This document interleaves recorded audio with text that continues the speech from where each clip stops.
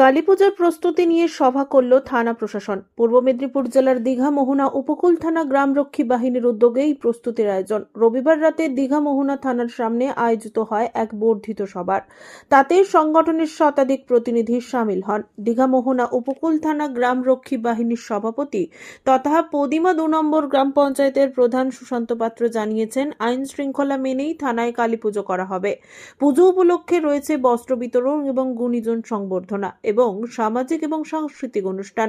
তবে সামাজিক দায়বদ্ধতা থেকে এলাকার মানুষের পাশে দাঁড়াতেই এই উদ্যোগ গ্রহণ করা হয়েছে। উপস্থিত ছিলেন দীঘা মোহনা উপকূল থানার ওসি প্রবীর সাহা, পদিমা ২ নম্বর গ্রাম পঞ্চায়েতের উপপ্রধান সুজিত কর, সমাজসেবী রোহিণী মাইতি, কল্যাণ আশিস পাত্র, পিনাকি কর, বসন্ত জানা সহ পুলিশ কর্মচারীরা।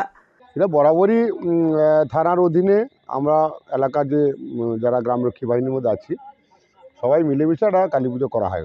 এটা প্রত্যেক থানায় পশ্চিমবাংলা হয়, এখানে আমাদের হচ্ছে। তো আজকে মিটিং হলো যে কীভাবে কালী পুজোটা হবে। আমি 20 তারিখ থেকে 22 তারিখ পর্যন্ত কালী পুজোর রূপরেখা তৈরি হলো, উদ্বোধন হবে। বহিরাগত কিছু যারা শ্রদ্ধেয় ব্যক্তিরা, যারা গুণীজন, তারা আসবে। আর কিছু লোককে কাপড় বিলি করা হবে, কিছু লোককে খাওয়ানো হবে, তারপরে একটা কুইজ প্রতিযোগিতা হবে, আর বহিরাগত একজন শিল্পীদের নিয়ে একটা অনুষ্ঠান হবে। এইভাবে হলো, লাইটিং ফাইটিং যেভাবে হয় করা হবে। পুলক বেড়ার রিপোর্ট, খবর, BCBS।